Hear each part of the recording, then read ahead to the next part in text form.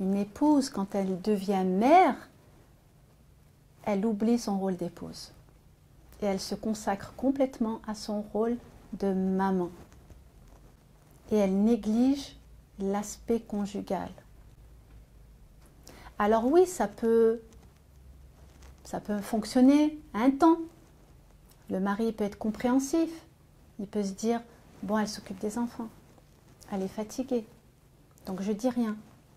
Combien de mamans m'ont dit, non, ça va là. Je dis d'accord. C'est pas parce que le mari dit rien qu'à l'intérieur ça travaille pas. On ne laisse pas les choses, on ne laisse pas les non-dits prendre une place importante à l'intérieur de soi. Parce que parfois, le jour où ça éclate, ça explose. Et quand ça explose, eh bien, il se passe des séparations. Et c'est ce qui se passe, il y a énormément de divorces. Pourquoi? Pourquoi en arriver là? Communiquez dans votre couple. Vous êtes deux dans l'affaire. Quand on est mère, on est épouse, on n'oublie pas son rôle d'épouse. C'est vital pour la survie du couple. Et si vous avez du mal, parlez. Parlez, c'est important. Parce qu'après, vous allez dire, je ne comprends pas. C'est important la communication. Donc le choix du conjoint, il est fondamental. Quand vous vous projetez dans une vie de couple, vous ne devez pas oublier l'aspect dans lequel vous allez devenir des parents. Donc si vous choisissez mal, alors oui, ça va être difficile par la suite. Si vous ne vous mettez pas d'accord dès le départ sur la manière d'éduquer, si vous êtes plus dans la bienveillance et lui dans la dureté, vous allez faire comment? Ça va être des conflits permanents. Vous allez vous fatiguer, vous allez vous user. Donc le casting, il se fait bien avant. Et c'est très important. C'est pas par la beauté, c'est pas par la richesse. L'argent, ça va, ça vient. La beauté, elle part aussi. Mais les valeurs morales, les valeurs éthiques, déjà que c'est pas facile comme ça de voir chez une personne qui tient la route, parce que vous allez en fin de compte, vous allez découvrir la personne réellement une fois que vous êtes marié. C'est là que vous allez réellement voir son vrai visage. Donc si dès le départ, vous n'avez pas fait l'effort d'essayer de voir un minimum la personnalité de la personne, si vous n'avez pas assez discuté, surtout qu'il y en a qui disent non, c'est pas grave, je me marie et après il va changer, ou elle va changer. Sauf qu'on est ce qu'on est. On ne peut pas changer une personne qui ne veut pas changer. La personne, vous la prenez telle qu'elle. Quand on se marie, vous prenez une personne avec son histoire et sa culture. Et vous venez avec votre histoire et votre culture. Et vous ne devez pas vous effacer face à l'autre. Vous avez tous les deux votre personnalité. Et vous devez faire des efforts et des concessions pour que ça fonctionne. Vous reculez sur certaines choses et vous avancez sur certaines choses. Vous devez savoir ce que vous ne voulez, ce que vous ne voulez pas, ce que vous êtes capable d'accepter et ce que vous êtes capable de ne pas accepter. Et de le dire. Parce qu'après, une fois que vous êtes embarqué sur la route, vous allez faire comment?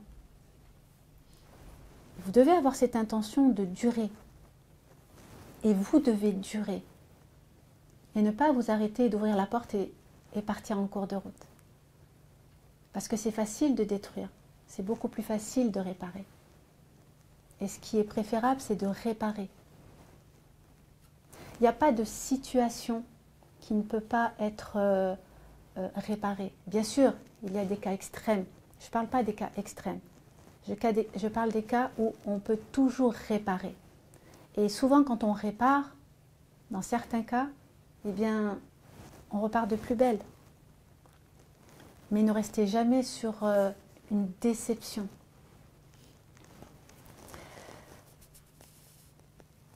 Le prophète, alayhi salatu wassalam, il nous dit aussi qu'il n'y a pas une meilleure chose que vous puissiez faire que de donner une bonne éducation à vos enfants.